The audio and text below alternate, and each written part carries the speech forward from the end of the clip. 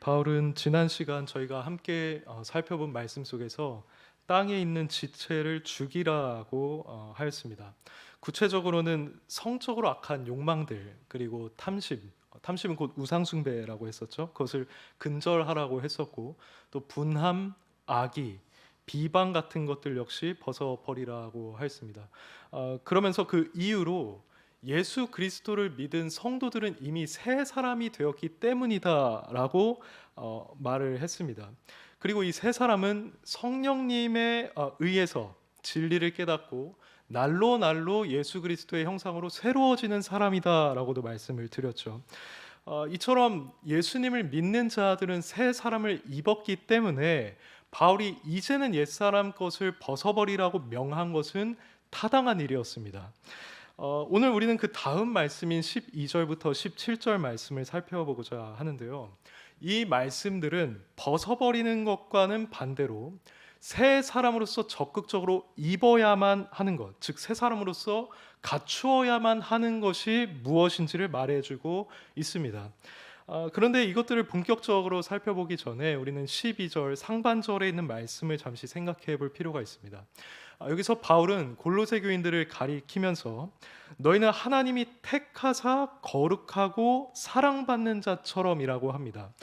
키워드가 세 가지 등장을 하죠.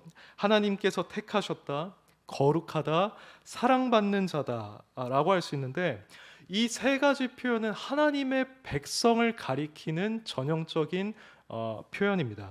신명기 7장 6절을 보시면 너는 여호와 내 하나님의 성민이라 내 하나님 여호와께서 지상 만민 중에서 너를 자기 기업의 백성으로 택하셨나니라고 합니다. 여기서 성민이라는 말에 거룩하다는 의미가 포함이 되어 있고 또 하나님께서는 그들을 택하셨다고 합니다.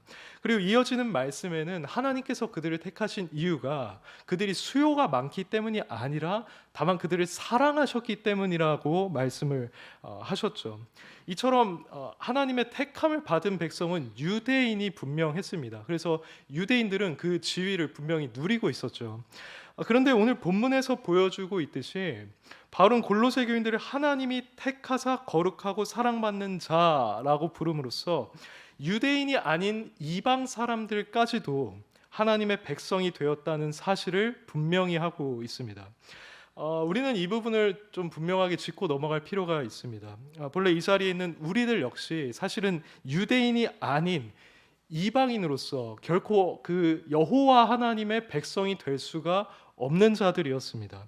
본래 우리는 그리스도 밖에 있었고 이스라엘 나라 밖의 사람이고 약속의 언약들에 대해서도 외인이었습니다. 그리고 세상에서 소망도 없고 하나님도 없는 자들이었습니다. 그러나 예수 그리스도께서 십자가에서 죽으심으로써 그 담을 허물어 주셨고 이제 민족과는 상관없이 누구나 하나님의 백성이 될 수 있는 길을 열어 주셨죠. 우리는 바로 이 길을 통해서 현재 하나님의 백성들이 되어 있는 것입니다. 본문의 표현에 따르면 하나님께서 택하사 거룩하고 사랑받는 자들이 된 것입니다. 이처럼 우리는 우리의 선행이나 공로를 통해서가 아닌 예수 그리스도의 인격과 사역을 통해서 하나님의 백성이라는 특권을 누리게 되었습니다. 그런데 오늘 본문에서 바울은 이렇게 예수 그리스도를 통해 하나님의 백성된 자들은 마땅히 행해야 할 것들이 있다고 말합니다. 그리고 이것이 옛사람을 벗고 새사람이 된 자들이 적극적으로 입어야 하는 것이라고 말을 하죠. 근데 여기서 흥미로운 사실은 바울이 이것들을 모두 예수 그리스도와 관련해서 설명하고 있다는 것입니다. 바울이 말한 건 총 세 가지로 나눠서 말씀드릴 수가 있습니다. 그중 첫째는 예수 그리스도를 통해서 하나님의 백성이 된 자들은 반드시 예수 그리스도를 닮은 성품을 나타내어야만 한다는 것입니다. 12절부터 14절 말씀이 그것을 잘 보여주고 있는데요. 12절을 한번 같이 읽어보겠습니다. 그러므로 읽겠습니다. 시작.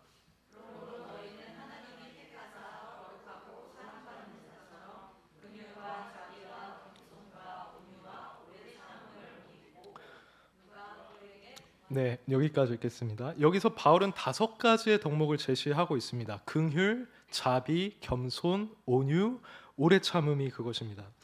성도님들께서 아시다시피 긍휼은 누군가를 불쌍히 여기는 것입니다. 그리고 자비는 누군가를 인자하고 선하게 대하는 것을 가리키죠.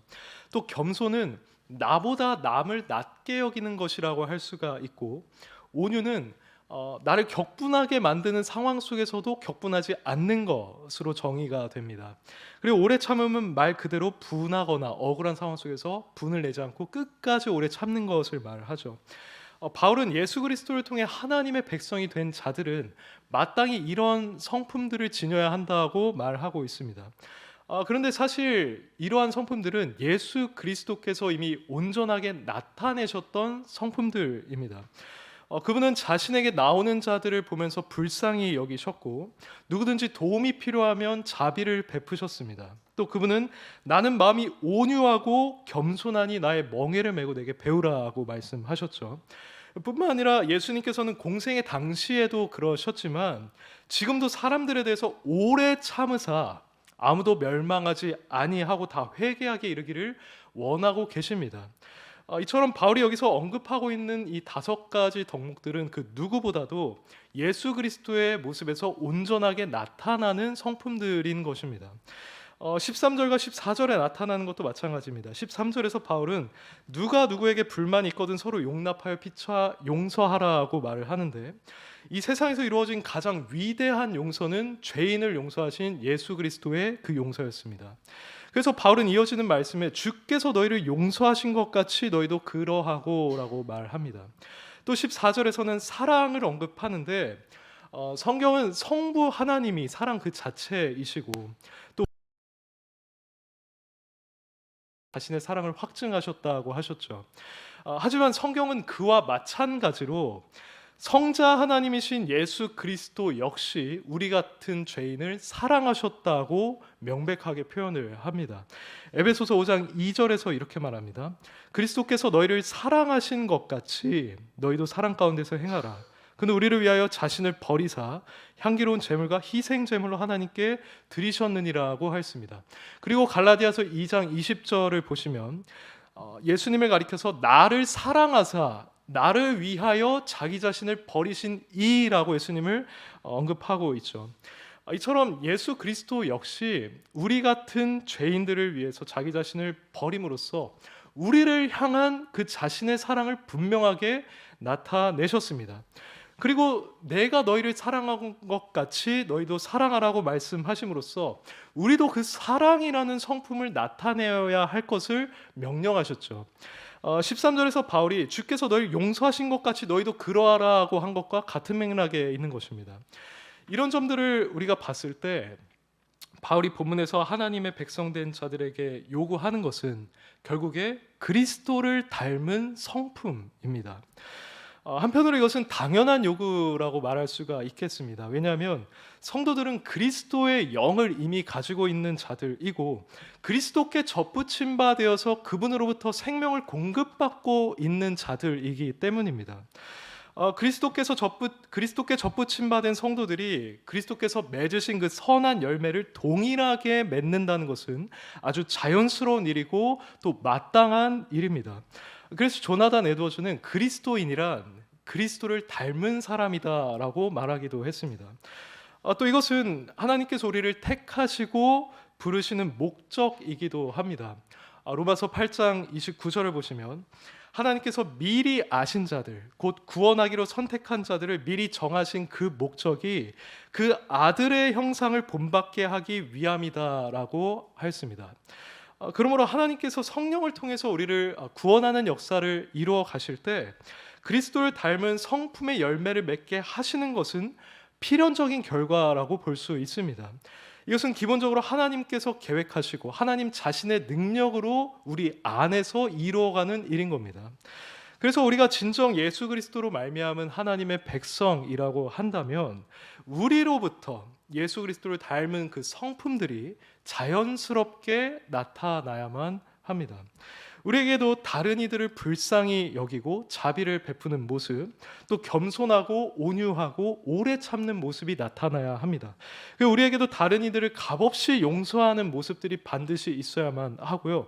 또 이 모든 것들의 사랑을 더해서 그 덕목들이 온전한 수준에 이르게끔 해야만 합니다. 이것이 우리가 옛사람을 벗어버리고 새롭게 입어야만 하는 그 새 옷들인 것이고, 이러한 성품들이 현저하게 부족하게 나타나고 있다면 우리는 자신에 대해서 결코 정상적인 상태라고 생각해서는 안 될 것입니다. 근데 이러한 덕목들은 특별히 교회 공동체 안에서 더욱 풍성하게 나타나야만 합니다.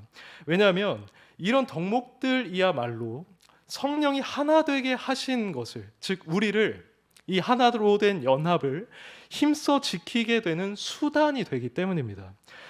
에베소서 4장 1절부터 3절에서 이렇게 말합니다. 그러므로 주 안에서 갇힌 내가 너희를 권하노니 너희가 부르심을 받은 일에 합당하게 행하여 모든 겸손과 온유로 하고 오래 참음으로 사랑 가운데서 서로를 용납하고 평안에 매는 줄로 성령이 하나 되게 하신 것을 힘써 지키라고 합니다. 교회 공동체가 하나로 연합되는 것에 겸손, 온유, 오래 참음, 사랑과 같은 것이 중요하게 여겨지고 있죠. 이처럼 우리는 기본적으로 교회 밖에서도 그리스도의 성품을 드러냄으로써 이 세상의 빛이 되어야 하겠지만 교회 안에서는 더욱더 그 그리스도의 성품을 우리가 나타냄으로써 교회의 연합을 굳건하게 할 필요가 있습니다. 만일 예수 그리스도의 이름으로 모인 이 공동체 안에서 성도들 간에 긍휼과 자비가 없고 각자가 교만하게 행동을 하고 쉽게 분을 내고 서로를 용서하지도 않고 사랑하지도 않는다고 한다면 그만큼이 주님의 몸된 교회에 해악을 미치는 것이 없을 것입니다. 그러므로 만일 우리가 그동안 누군가를 긍휼히 여기지 못했다면, 그리고 교회 공동체 안에 있는 자를 용서하지 못했거나 사랑하지 못하는 모습을 보였다면 우리는 지금이라도 회개하고 그리스도의 성품을 나타냄으로써 이 공동체가 하나 되게 하는 일에 기여해야만 할 것입니다. 이것이 바로 하나님의 사랑을 받아서 하나님의 백성된 자들이 마땅히 보여야 하는 모습일 것입니다. 그리고 둘째로 오늘 본문에 따르면 그리스도를 통해서 하나님의 백성이 된 자들, 이 성도들은 그리스도의 평강이 그 마음을 지배하게 해야만 합니다. 15절을 제가 읽어보겠습니다. 그리스도의 평강이 너희 마음을 주장하게 하라. 너희는 평강을 위하여 한 몸으로 부르심을 받았나니 너희는 또한 감사하는 자가 되라고 말합니다. 여기서 강조되는 단어는 평강인데요. 이 평강이라는 말은 평안 아니면 화평으로도 번역할 수가 있습니다. 근데 성경에서 이 단어는 단순히 한 인간이 근심이나 고통이 없는 그런 평온한 상태에 있다는 것만을 의미하지는 않습니다. 그보다도 이 단어는 한 인간이 하나님과 맺는 관계 또는 그 인간의 종말론적인 운명과 관련해서 쓰이는 단어입니다. 그럼 우리 인간은 본래 하나님과 어떤 관계를 맺고 있었습니까? 골로새서 1장 21절에서 말하듯이 본래 인간은 악한 행실로 멀리 떠나서 마음으로 하나님과 원수가 된 그러한 상태였습니다. 원수가 된 상태라는 건 쉽게 말해서 적대감을 지니게 된 상태인데 보통 이러한 관계에서는 그 어떤 평강도 존재할 수가 없겠죠. 국가와 국가 간의 전쟁을 선포하고 서로를 대적할 때에도 그 가운데 평강이란 존재할 수가 없을 것입니다. 이와 마찬가지로 우리 인간도 하나님과 원수된 상태 가운데 있었기 때문에 근본적으로는 결코 이 평강이라는 것을 누릴 수가 없었습니다. 죄로 인해서 우리는 하나님을 대적하고 하나님 역시 우리에게 진노하실 수밖에 없는 그러한 관계였습니다. 그러나 평강의 왕이신 그리스도께서 이 세상에 인간의 몸을 입고 오셔서 우리를 위한 화목제물이 되어 주셨을 때 하나님과 우리 인간 사이의 평강이 비로소 가능하게 되었습니다. 골로새서 1장 19절에서 20절 여기서 바울은 이렇게 말합니다. 아버지께서는 모든 충만으로 예수 안에 거하게 하시고 그의 십자가의 피로 화평을 이루사 만물 곧 땅에 있는 것들이나 하늘에 있는 것들이 그로 말미암아 자기와 화목하게 되기를 기뻐하심이라고 하였습니다. 그리고 로마서 5장 1절에서는 이렇게 말합니다. 그러므로 우리가 믿음으로 말미암아 의롭다 하심을 받았으니 우리 주 예수 그리스도로 말미암아 하나님과 화평을 누리자라고 하였습니다. 이것이 바로 본문에서 말하고 있는 그리스도의 평강입니다. 즉 그리스도의 공로에 의해서 우리에게 주어진 평강이라는 것이죠. 그래서 성경에서 복음은 종종 화평의 복음, 평안의 복음이라고 불리는 것입니다. 이렇게 그리스도로 말미암아 우리에게 주어진 평강은 요한복음 14장 27절에서 주님께서 말씀하신 것처럼 이 세상에서 우리에게 주는 어떤 평강과도 비교할 수가 없습니다. 이 평강은 하나님과 화목하게 된 자만이 누릴 수 있는 그러한 평강입니다. 이 세상 사람들은 지금 무엇으로 자신들의 평강과 평온을 누리고 있습니까? 그들은 건강과 돈과 형통으로 인한 평강을 소유하기를 원합니다. 그러나 이렇게 세상이 주는 평강은 결코 오래 가지 못합니다. 그것은 언제 끝날지 모르는, 근본적으로 토대가 부실하고 매우 불안한 그런 종류의 평강인 것입니다. 그러나 우리가 그리스도로 말미암아 얻게 된 이 평강은 영원한 평강입니다. 이것은 결코 흔들리지 않습니다. 이 평강을 얻은 자는 죽음과 이 세상의 종말에 대해서 더 이상 두려워하지 않습니다. 우리가 가지고 있는 이 불멸의 영혼의 영원한 운명에 대해서도 더 이상 두려워하지 않습니다. 왜냐하면 이것은 우리 영혼의 참된 반석이시고 만세 반석이 되시는 예수 그리스도의 고귀한 피를 통해서 우리에게 주어진 그러한 평강이기 때문이죠. 이처럼 그리스도께서 주시는 평강이라는 것은 이 세상이 주는 평강과 차원 자체가 다른 것입니다. 하나님의 백성들은 모두 다 이 평강을 소유한 자들입니다. 그런데 바울은 15절에서 우리가 만일 이 평강을 소유한 자들이라면 그 그리스도의 평강이 너희 마음을 주장하게 하라고 말하죠. 이 말은 곧 우리가 그리스도를 통해 얻게 된 이 평강에 대한 의식을 가지고 우리 스스로가 위로를 누리는 동시에 다른 이들과의 관계에 있어서의 평강도 적극적으로 추구하라는 말인 것입니다. 여기서 마음을 주장하게 하라라고 했을 때 이 단어의 본 의미는 판단하다, 다스리다라는 의미입니다. 이것은 곧 그리스도로 말미암아 주어진 평강이 우리 마음속에서 심판자 노릇을 하게 하라는 것입니다. 즉 이 평강이 우리 마음의 심판자로서 감독하고 판단하고 최종 결정을 내리게 하라는 말인 것이죠. 그러므로 우리는 이러한 바울의 말을 따라서 그리스도를 통해 우리에게 주어진 이 평강이 우리의 마음을 주장하게 해야만 합니다. 그것이 우리 마음은 가장 깊은 내면을 지배하는 원리가 되게 해야만 합니다. 때로 우리 마음속에서는 여러 갈등이나 불안 또는 혼란이 있을 수 있습니다.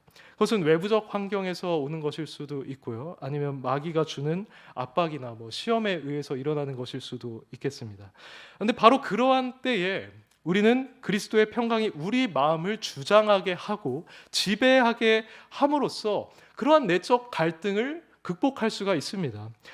또한 우리는 다른 사람과의 불화도 있을 수 있죠. 그래서 논쟁과 분열이 일어날 만한 상황이 종종 생기곤 하는데요. 이 교회 공동체 안에서도요.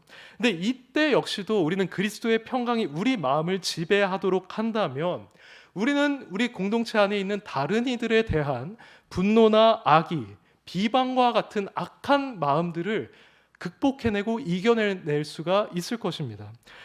이 평강 역시 교회 공동체를 향한 주님의 뜻이라는 게 이처럼 분명하죠. 15절에서 바울은 너희는 평강을 위하여 한 몸으로 부르심을 받았나니 라고 하였습니다. 하나님께서 우리를 그리스도 안에서 한 몸으로 부르셨다는 사실은 우리가 이미 익히 알고 있는 사실입니다. 그런데 바울은 여기서 우리가 평강을 위해서 한 몸으로 부르심을 받았다고 합니다. 그러니까 하나님께서는 이 한 몸으로 부름을 받은 지체들 가운데 다른 무엇보다도 평강이 존재하기를 원하신다는 것입니다. 앞서 살펴본 에베소서 4장 3절에도 이와 비슷한 말씀이 있었죠. 평안에 매는 줄로 성령이 하나 되게 하신 것을 힘써 지키라고 하였습니다. 실제로 우리 공동체가 그리스도의 몸으로서 건강하게 유지되기 위해서는 바로 이 지체 간의 평강이 요구됩니다. 만약 우리의 손과 발과 눈과 입이 서로 불화를 하고 있다고 생각을 해보시기 바랍니다. 이 사이에 지금 평강이 존재하지 않는다고 생각해 보시기를 바랍니다. 그렇다면 그 몸은 정상적으로 존재하기가 매우 어렵게 될 것이고 이 몸을 다스리는 머리의 뜻도 온전히 이루어지지 못할 것입니다. 마찬가지로 우리는 한 몸으로 부르심을 받은 자들로서 건강한 몸으로 존재하기 위해서는 우선적으로 우리에게 이 평강이 있어야만 합니다. 그래야만 우리는 머리 대신 그리스도의 뜻을 따르고 그리스도께 온전히 영광 돌리는 그러한 공동체, 건강한 공동체가 될 수가 있는 것입니다. 그러므로 사랑하는 성도 여러분, 여러분 각자가 이 공동체의 한 몸으로 부르심을 받은 자라고 한다면 여러분의 마음 속에서 이 그리스도의 평강이 여러분의 마음을 지배하게 하시기를 바랍니다. 그것이 여러분의 내면을 다스리는 그러한 심판자가 되게 하시기를 바랍니다. 물론 우리 가운데도 갈등과 분쟁의 조짐이 얼마든지 일어날 수가 있습니다. 하지만 그러한 때에라도 우리는 그리스도의 평강이 우리 가운데 우선적인 원리가 되어야 한다는 사실을 결코 잊어서는 안 됩니다. 이 공동체는 다름 아닌 평강이 지배하는 공동체가 되어야만 합니다. 왜냐하면 그것이 바로 이 공동체의 머리 대신 그리스도의 뜻이기 때문이죠. 근데 특별한 경우가 있습니다. 누군가는 진리 문제를 두고 다른 이와 갈등하면서 진리를 포기하면서까지 평강을 유지할 수는 없다라고 말할 수가 있습니다. 이것은 일정 부분 맞는 말입니다. 진리를 무시하는 평강은 주님께서 원하시는 그런 참 평강은 아니겠죠. 하지만 그렇다고 해서 자신만이 옳다고 생각을 하고 자신이 믿는 그 진리만을 고집한다면, 그래서 공동체의 평강을 저버린다면 그것 또한 그리스도의 뜻이 아닐 것입니다. 그래서 우리는 이 공동체 안에서 내가 옳다 여기는 그 진리를 주장할 때에도 공동체의 질서와 평강을 충분히 고려해서 신중한 태도를 가지고 주장을 해야 할 것입니다.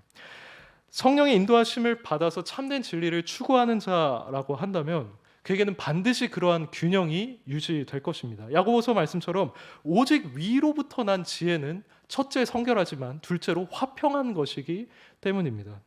이처럼 그리스도의 평강이 자신의 마음을 주장하게 하여서 공동체 평강을 증진시키는 것, 바로 이것이 하나님의 백성이 보여야 마땅한 두 번째 모습입니다. 그리고 마지막으로 본문 말씀에 따르면 그리스도를 통해 하나님의 백성이 된 우리들은 그리스도의 말씀이 그 속에 풍성히 거하게 해야만 합니다. 16절을 한번 같이 읽어보겠습니다. 그리스도의 말씀이, 시작.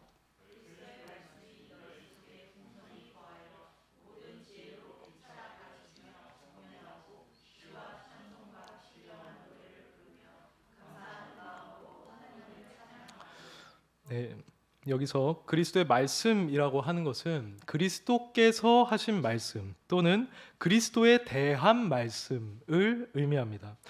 바울은 이 그리스도의 말씀들이 풍성히 거하라고 하죠. 근데 여기서 거하게 하라는 말은 곧 그것이 우리 안에 충만하고 그것이 살아 역사하여서 우리의 전 인격을 다스리게 하라는 말입니다. 만약 우리가 말씀을 부단히 읽고 듣고 묵상하고 암송하고 그 말씀을 따라서 살아간다면 우리 심령에는 이 말씀처럼 그 말씀이 풍성히 거하게 되겠죠. 우리는 이처럼 우리 자신이 그리스도의 말씀으로 풍성한 상태가 될 것을 사모해야만 합니다. 여기서 그리스도의 말씀이라는 것을 보고 자칫하면 신약 성경만을 염두에 둘 수가 있는데요. 사실 예수님의 말씀처럼 구약 성경 역시 그리스도에 대한 말씀이기 때문에 우리는 모든 성경을 이 그리스도의 말씀이라고 보아도 무방할 것입니다. 하나님께서는 하나님의 백성된 우리가 하루하루를 건강하게 살아가고 또 영적으로 성장하게 하기 위해서 주신 수단이 있는데 그게 바로 여러분들이 알고 있는 이 말씀이죠. 이 성경은 실로 하나님의 감동으로 된 것으로서 교훈과 책망과 바르게 함과 의로 교육하기에 유익하다고 했습니다. 그리고 이것은 하나님의 사람으로 온전하게 한다고 했고요. 또 이것은 우리로 하여금 선한 일을 행하기에 온전한 자로 갖추게 한다고 하였습니다. 그리고 그것은 히브리서 4장 12절에서 말하는 것처럼 살아있고 활력이 있어서 그리스도인의 심령에 아주 효과적으로 역사합니다. 그 활력이 영혼에 영향을 미쳐서 영혼은 그 말씀으로부터 생명력을 공급받게 되어 있습니다.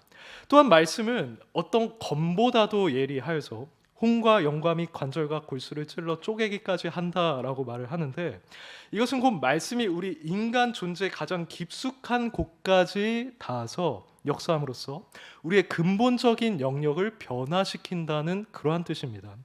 이것은 주로 성도에게 남아있는 죄악된 성향과 관련해서 이해할 수가 있습니다. 즉, 말씀이 우리의 죄악된 성향을 찔러서 죽이고 우리를 거룩하게 하는데 매우 유용하게 쓰일 수 있다는 것입니다. 매튜 헨리는 이 사실을 이렇게 표현했습니다. 하나님의 말씀은 영혼과 그 속에 습관적이고 드센 성질을 찔러 쪼갠다. 하나님의 말씀은 오랜 세월 교만했던 정신을 겸손하게 만든다. 하나님의 말씀은 완악하고 고집이 센 정신을 온유하고 순종하는 영혼으로 만든다. 하나님의 말씀은 이해력에서 무지를 갈라내고 의지에서 반항심을 갈라내고 마음에서 증오심을 갈라낸다.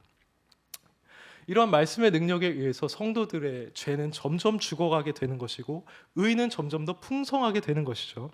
근데 뿐만 아니라 말씀은 이 세상에서 살아가면서 잠들어 버린 우리의 영혼을 일깨우는 역할을 하기도 합니다. 일반적으로 우리는 이 읽는 책의 저자의 영향을 받기 마련이죠. 우리가 한 가지 책에 푹 빠져서 고개를 끄덕거리면서 그것을 몇 시간을 읽고 나면 어느새 그 저자의 사상과 가치관이 우리에게 고스란히 전달이 됩니다. 그리고 우리는 이내 그 저자의 관점으로 이 세상을 바라보게 되죠. 그리고 우리는 그것이 비록 영구적인 효과를 우리에게 가져다 주는 것은 아니지만 우리는 그것에 상당히 큰 영향을 받고 살아갑니다. 그런데 이 원리는 우리가 성경을 읽을 때도 동일하게 적용될 수가 있습니다. 성경은 베드로서 1장 21절을 따르면 성령의 감동하심을 받은 사람들이 하나님께 받아서 말한 것이죠. 이에 따라서 우리는 이 성경의 저자를 삼위일체 하나님이라고 할 수가 있을 것입니다.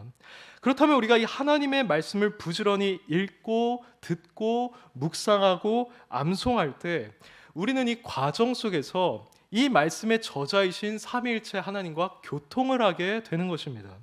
그리고 우리는 인간 저자가 아니라 이 삼위일체 하나님의 영향을 받아서 하나님께서 우리의 사상과 가치관을 다듬어 주시는 것을 경험하게 됩니다. 구체적으로는 성령께서 기존의 세상으로부터 오염된 우리의 가치관을 깨끗하게 씻겨주시고 자신이 직접 계시하고 조명해 주시는 그 진리대로 우리의 사상, 가치관, 세계관을 형성해 주시는 것을 우리는 경험하게 됩니다. 이렇게 진리로 인해서 충만해진 영혼은 하나님의 마음으로 이 세상과 교회 안에 있는 형제 자매들과 세상에 있는 불신자들을 바라보게 됩니다. 또한 그 그리스도의 영이신 성령의 영향을 따라서 그리스도처럼 말하고 그리스도처럼 행동하게 되며 하나님의 뜻에 부합하는 삶을 살아가게 되는 것이죠. 그러므로 누구든지 이 그리스도로 말미암아서 하나님의 백성이 된 자라고 한다면 이 말씀을 부단히 가까이 하여서 우리의 영혼을 일깨우고 심령을 그 성령으로 충만케 할 필요가 있을 것입니다. 이렇게 말씀을 통해서 영혼을 깨우고 그 말씀의 가르침을 따라서 살아가는 삶이 바로 성령님과 교통하며 동행하는 삶이라고 할 수 있습니다. 바울은 골로새 교인들이 바로 이러한 삶을 살아가기를 원했습니다. 그래서 그는 그리스도의 말씀이 너희 속에 풍성히 거하게 하라고 말했던 것인데, 이어지는 구절을 보면 모든 지혜로 피차 가르치며 권면하고 신령한 노래로 하나님을 찬양하라고 하죠. 이 하반절에 나오는 말씀들은 결국 성도가 하나님의 말씀으로 충만할 때라야 진정한 의미에서 수행될 수가 있는 것들입니다. 하나님의 말씀과 그 진리로 충만하지 않은 자는 다른 이들을 가르치거나 권면하거나 또는 하나님께 진정한 찬송과 경배를 올려드릴 수가 없을 것입니다. 근데 특별히 이 가운데서 우리가 주목해야 할 것은 피차 가르치며 권면해야 한다는 이 말입니다. 보통 우리는 누군가를 가르치는 일을 사역자에게 국한된 일이라고 생각하기 쉽습니다. 물론 사역자가 공적으로 말씀을 가르치고 설교하도록 부름을 받은 것은 맞지만, 그렇다고 해서 성도가 다른 성도들에게 자신이 알고 있는 그 성경 진리를 가르치고 권면할 의무가 사라지는 것은 아닙니다. 오늘 본문에서 바울은 서로 가르치고 권면하는 것을 사역자만이 아니라 모든 성도의 의무로서 제시하고 있습니다. 그는 로마서 15장 14절에서도 이렇게 말했습니다. 내 형제들아 너희가 스스로 선함이 가득하고 모든 지식이 차서 능히 서로 권하는 자임을 나도 확신하노라고 하였습니다. 여기서 바울은 로마에 있는 성도들이 서로 권하는 그 역할을 하고 있는 것을 마땅한 것으로 여기고 있는 것입니다. 그러므로 우리 역시도 이 공동체 안에 있는 모든 성도가 피차 가르치고 권면하는 역할을 해야 한다는 사실을 인정해야 합니다. 다만 이것이 무분별하게 이루어질 경우에 영혼들에게 미칠 해악이 있기 때문에 여기엔 분명한 조건이 있죠. 그것은 곧 먼저 그 사람이 이 본문의 내용처럼 그 속에 말씀으로 충만해야만 하고 또 성실하게 교회의 교육을 받은 자로서 건전한 신학을 지니고 있어야만 한다는 것입니다. 그런 자는 사역자가 교회 안에 있는 성도들을 한 명 한 명 돌볼 수 없는 그런 상황 속에서 영적으로 도움이 필요한 자를 가르치고 때로는 권면할 책임이 있습니다. 그래서 우리 안에는 이러한 활동이 아주 활발하게 일어나야만 합니다. 그런데 성도님들께서 아시다시피 사실 이러한 권면이라는 것이 쉬운 일만은 아니죠. 왜냐하면 우리는 일반적으로 다른 누군가의 잘못이나 오류를 지적하고 권면하면 그 사람의 감정이 상하지는 않을까? 이 관계가 틀어지지는 않을까 하면서 염려하는 경향이 있기 때문입니다. 그러나 우리가 진정으로 그 지체를 사랑한다고 한다면 우리는 그 지체가 진리로부터 벗어나서 잘못된 길로 가고 있을 때 그를 사랑하는 마음으로 권면할 수 있어야 합니다. 그가 지금 잘못된 길을 가고 있고 그의 영혼이 점점 메말라가고 있는 것을 보면서도 그저 관계를 망칠까봐 기분이 상하게 될까봐 두려워서 권면하지 않는 것은 결코 성경에서 말하는 사랑이라고 할 수 없을 것입니다. 바울은 에베소 교인들에게 3년이나 밤낮 쉬지 않고 눈물로 각 사람을 훈계했다고 하였습니다. 그리고 그는 고린도전서를 쓰는 목적도 거기에 책망하는 말들이 많이 있었는데 그것은 그들을 사랑하는 자녀같이 권하려 하는 것이라고 하였습니다. 그러므로 우리는 먼저 이 그리스도의 말씀으로 우리의 심령을 충만하게 한 뒤에 필요한 경우에는 다른 지체들을 가르치고 또 권면할 수 있어야 합니다. 이것이 하나님의 백성 간에 이루어져야만 하는 합당한 일이고 이것이 진리와 사랑의 그 균형 가운데서 적절하게 이루어진다면 이 주님의 몸된 교회는 더욱더 건강하고 든든하게 세워질 것입니다. 사랑하는 여러분, 이제 말씀을 맺겠습니다. 오늘 우리는 그리스도를 통해서 하나님의 백성이 된 자들로서 그리스도의 성품을 나타내야 한다고 했고 그리스도의 평강이 우리 마음을 주장하게 해야 한다고 했습니다. 또 그리스도의 말씀이 우리 속에 충만히 거하게 해야 한다고 했습니다. 지난 골로새서 강의 시간에 반복해서 말씀을 드렸지만 이 골로새서는 기독론을 상당히 강조하고 있는 그러한 서신입니다. 실제로 바울은 골로새서의 상당 분량을 그리스도의 탁월하심과 영광을 밝히고 드러내는 일에 할애하였습니다. 이러한 골로새서의 그리스도 중심성은 오늘 우리가 살펴본 이 본문에서도 풍성하게 나타나고 있습니다. 오늘 우리가 다룬 내용을 천천히 살펴보면 우리는 지식적으로 그리스도의 탁월하심과 영광을 이해해야 할 뿐만 아니라 우리의 삶 역시도 오직 그리스도 중심적이어야 한다는 사실을 발견할 수가 있습니다. 성도의 실천을 강조하고 있는 이 본문에서 그리스도, 주라는 표현이 반복해서 등장한다는 것이 이 사실을 웅변적으로 보여주고 있는 것이죠. 그런데 이러한 바울의 뜻을 가장 잘 나타내주는 구절은 바로 본문의 17절입니다. 바로 우리에게 무엇을 하든지 말에나 일에나 주 예수의 이름으로 하라고 합니다. 이것은 우리가 무엇을 행하든지 무슨 말을 하든지 무슨 일을 하든지 예수 그리스도의 권위 아래서 그분의 명령을 따라서 그리고 그분의 영광을 위해서 행하라는 것입니다. 곧 그리스도 중심적인 삶을 살아가라는 것이죠. 바로 이러한 삶이 하나님의 백성에게 합당한 것임을 우리에게 명백하게 가르쳐주고 있습니다. 그러므로 오늘 우리가 이 본문을 통해서 살펴본 것처럼 그리스도의 성품을 드러내고 그리스도의 평강이 여러분들의 마음을 주장하게 하며 그리스도의 말씀이 여러분 속에 풍성히 거하게 하심으로써 오직 그리스도만을 중심으로 하는 삶을 살아가시기를 간절히 바라겠습니다. 이제 함께